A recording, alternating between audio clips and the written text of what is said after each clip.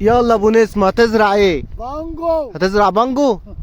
مربح ها؟ مربح. يا نهار اسود. والله ياخدوك يا أخوان. والله ياخدوك. قول يلا. كنت عايز تقول ايه؟ كنت عايز تقول ايه؟ هيدي عيش وطعميه هنا. عيش وطعميه. اقسم بالله، اقسم بالله لو البانجو حلال اجيب لك بذور بانجو ونزرعها. سلونا بس ان هي فيها حرمانيه. هنيجي عيش وطعميه. ينفعش تزرع دهب. ده مخطط زرعت ليها سمس. انا زرع هنا. سجل يا محمد. بسجل اهو. انت مديها لي مصدر لي الطرشه ليه كده؟ ما انا هقول اهو دي في الجنة. تعال تصدق. ماشي انا هو عشان تشوفوا الكلام. ماشي اهو الكاب.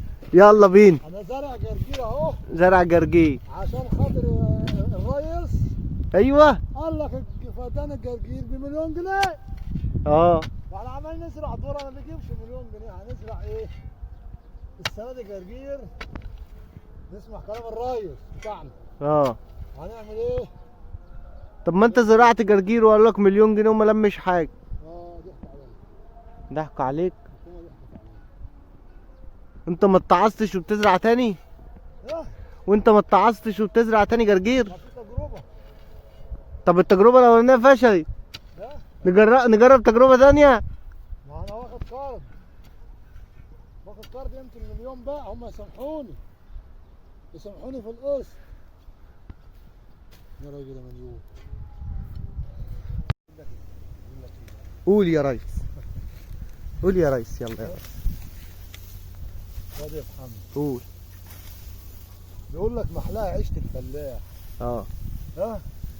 ولوم الفلاح ما كانش ابو عمه ومنطلون يرتاح. ها؟ ولا قول. محمد. قول حكم.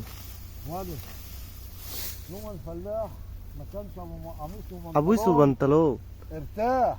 ايوه يا عم. ها؟ طول ما التلاجة فاضية، طول ما التلاجة محتاجة، اليد مش شغالة. ما ينفعش يا حمادة.